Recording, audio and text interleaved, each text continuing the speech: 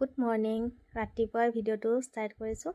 এতিয়া বাজিছে 7টা আৰু চাওকচোন 7 বজাৰ লগে লগে 7 বজা নহয় 5:30 বজামানৰ পৰাই ৰ'দটো চোকাই হ'ব ধৰে আৰু মই বহুত দিন পিঠা খোৱা নাই, সেইবাবে ভাবিলোঁ চবৰে কাৰণে ৰাতিপুৱাৰ ভাগত পিঠাই বনাওঁ। ৰাতিপুৱাৰ নাস্তাটো সকলোৰে বেলেগ বেলেগ হয়, আজি একে বনাই দিছোঁ। বায়ে বাৰ কাম কৰি আছে আৰু মায়ে মাৰ কাম কৰি আছে। গোসাঁনী দুজনীকো উঠাই লৈ আহিছোঁ যে বেমাৰৰ পৰা উঠিছে, সেইবাবে তেনেকৈ আছে। আৰু মায়ে চেক কৰি আছে দুইজনী নাতিৰে জ্বৰ কিমান আছে। এতিয়া কমিছে বাৰু ৰাতিপুৱা, বাকী উঠিয়ে আৰু ভাল পায়, তেনেকৈ দুৰ্বলো হৈ গৈছে জ্বৰ উঠাৰ কাৰণে, খাব নোৱাৰা হৈছে। আৰু ইফালে দেউতাও পথাৰৰ পৰা আহি পালে, চাহ দিলোঁ।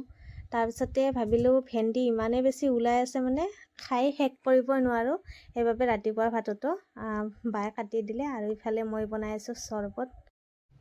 নেমু নাছিলে কাৰণে থেকেৰা টেঙাৰ চৰবত বনাই দিছোঁ। আৰু থেকেৰা টেঙাটো বহুত বেছি ভাল, আমাৰ ঘৰতে আছে থেকেৰা, শুকাই মেলি ৰখা হয়। গৰমৰ দিনত তেনেকৈ আঞ্জা বা চৰবত বনাই খাব পাৰি। আৰু পথাৰৰ পৰা আহি এই চৰবত গিলাচ পাই বহুত বেছি ভাল পাইছে হেনো। আৰু তাৰপিছতে মই ইফালে পাকঘৰত আকৌ লাগিলোঁ।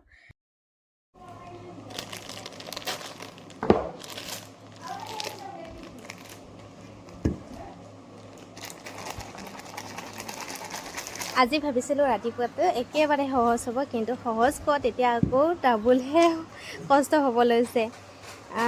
ইফালে নাখায় হেনো পিঠা চা মানুহজনে, আকৌ ৰুটিত লাগিছোঁ। আৰু আমি খাবৰ কাৰণে ভাতৰ বাবে যোগাৰ কৰি আছোঁ। যিহেতু ৰাতিপুৱা 7 বজাতে নাস্তা কৰিলোঁ, সেইবাবে এতিয়া 9 বাজিব হ'ল। অলপ ভোক লগা নিচিনা হৈছে। ভাত দুপৰীয়া আকৌ 1-1:30 বাজি যাব, সেইবাবে যোগাৰ কৰিলোঁ। আৰু মানুহজনে নোখোৱাৰ কাৰণটো হৈছে ৰাতিৰ মাংস আছে যে, সেইবাবে পিঠা নাখায়, ৰুটি খায়। বা আৰু মই দুজনী সেয়াই লাগি আছোঁ। ৰাতিপুৱা ইমান গৰম, ইমান ৰ'দ, পাকঘৰত সোমাই থাকিবই নোৱাৰা নিচিনা হয়। তথাপিও আৰু কৰ্তব্যখিনি পালন কৰিবই লাগিব। পাপাক আৰু ছোৱালীক খাব লৈছে, কিন্তু পাপাকৰ প্ৰতি কি বা অভিমান লাগি আছিলে সেইটো বাৰু মই গম নাপালোঁ, ভিডিঅ' কৰিহে গৈছিলোঁ। আৰু পথাৰৰ পৰা আহি গা পা ধোৱাৰ পিছত হেনো লৰিবলৈ মন নাযায়, সেইবাবে ইয়াতে নাস্তাখিনি ধুনীয়াকৈ যোগাৰখিনি আনি দি দিলোঁ। তাৰপিছতে আকৌ ইফালে ভাত খাব লৈছোঁ। ৰাতিৰ মাংস আছিলে। এয়া আমাৰ এইজনী আটা মাৰি আছে।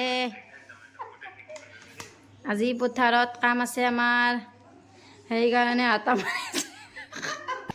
তাৰে পিছত মাৰবা পৰা নাই, ইনকে কথা কয় কাবে। কেমেৰাটো উল্টাকে দি ইনকে যে কাবাৰ ভিডিঅ' বনাই, ময়ো বনালোঁ। মুখখন উঠা নাই বোলে, এইবাৰ উঠছি না। এইজনী মই কেমেৰা ধৰি আছোঁ, দীপা ভগৱান ভাগাত ধৰি গেল বাপ্পা ঐ। যেতিয়া টিক কৈছি পথাৰৰ কাম থাকিলে পথাৰত যিমান কষ্ট হয়, আৰু ঘৰত মানে পথাৰৰ কাৰণে যা যোগাৰ কৰাতে তাতকৈ দুগুণ কষ্ট হোৱাৰ নিচিনা হয় চাগে, হয়নে? ৰাতিপুৱা ভেজাল শেষে হোৱা নাই, আকৌ এয়া পথাৰৰ কাৰণে যোগাৰ কৰিবলৈ হ'লে। আৰু গোসাঁনী দুজনী অকণমান এতিয়া ভাল পাইছে, দুইজনী এনেকৈ খেলি আছে। আৰু দুইজনী ভাল পালে মনটো অলপ ভাল লাগে। এয়া চাওকচোন দৌৰি আছে এতিয়া। কি ধুনীয়া একদম হাৱা আহি আছে, দৰ্জা বন্ধ। ইমান ধুনীয়া হাৱা। আমাৰ বাটত বাঁহ গছ আছে বাবে ইমান ধুনীয়া ঠাণ্ডা বতাহ আহি থাকে, ভাল লাগে বহিবলৈ দুপৰীয়া সময়ত। আৰু ইফালে মাছ বেপাৰীও আহিছে, মাছ ৰাখিব হেনো মায়ে। আৰু ভণ্টি লৈ আহিছে, চাওকচোন কি বস্তু, গৰমৰ একদম ধুনীয়া বস্তু। বাটতে ধৰিছে মায়ে। ইমানেই ধুনীয়া বতাহ আহি থাকে ইয়াত, মানে ভিতৰত যোৱাৰ কথা ভাবিবই নোৱাৰি। ফেনৰ বতাহতকৈ বাঁহৰ বতাহটো ইমান ধুনীয়া ঠাণ্ডা, সেইবাবে সকলোৱে আমি এনেকৈ ভাত নোখোৱালৈকে এনেকৈ বহি থাকোঁ। আৰু ভাত খোৱাৰ পিছতো কেতিয়াবা বহোঁ। আৰু ছাগলীজনী কঁঠালৰ গোন্ধ পাই ওচৰত আহি আছে, আৰু মই জোকাই আছোঁ কঁঠাল খাবা নেকি বুলি। আৰু আবেলি সময়ত যাব ল'লোঁ গোসাঁনী দুয়োজনীকে আকৌ ডক্তৰৰ ওচৰলৈ, কাৰণ এইবাৰ আকৌ ডাঙৰজনী এলাৰ্জি হ'ল। আৰু গোসাঁনীৰো সিদিনাখন ছালৰ ডক্তৰৰ তাত লৈ গৈছিলোঁ যে, আজি চেকআপ আছে। একেলগে দুইজনীকে লৈ ওলাইছোঁ, মানে এটাৰ পিছত এটা দুইজনীৰে বেমাৰ নেৰাই হ'ল। তাকে এতিয়া ওলাইছোঁ। আৰু কেইটা 4:30মান বাজিছে, এতিয়াও চাওকচোন ৰ'দটো ইমানকৈ ওলাই আছে, আৰু গৰমো বহুত বেছি দি আছিলে।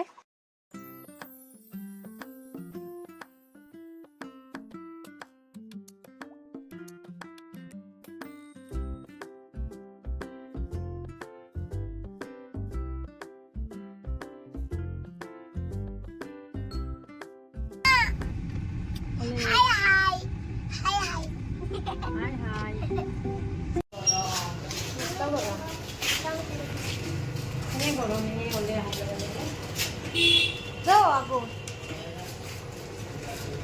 Mama, magdugtog sa kima. Duduy. Huwag ka kinakabi. Mama, alam. গৈছিলে কলিজা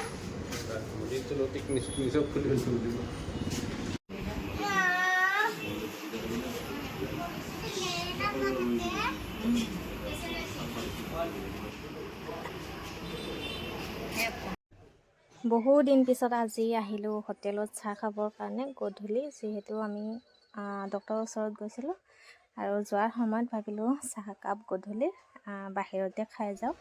গোসাঁনীৰ ইমান বেছি খং উঠিছে, পাপাকে যে চাহ খাবলৈ নাহিলে, পাপাকহে চাই আছে তাই ক'ত গ'ল বুলি, আৰু কান্দিলেও শেষত। একদম চাহ খোৱা মানে মজা উলিয়াই দিছে, এনেই গৰম, তাতে আকৌ গোসাঁনী তেনেকৈ আছিলে।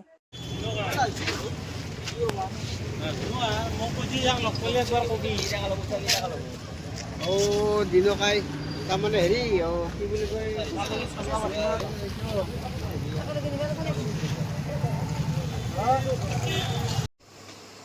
মেডিকেলৰ পৰা আহি কামত লগাই দিছোঁ আমাৰ এখেতক। তাকো মেডিকেলত যাই আৰু এটা বেমাৰ কৰি লৈ আনিছি, মানে মেডিকেলত যাই ভাল কৰবা আঙুলি এটা ভাঙি লৈ আনিছি, গাড়ীত উঠছি খকমক কৰি। আজি মই মাংস বনাই থকা দেখি ইফালে মই মাংস বনাই আছোঁ আজি, আৰু বাহিৰত ধুনীয়া বৰষুণ। পাত্ৰত পানী হ'ব আৰু দেউতাকা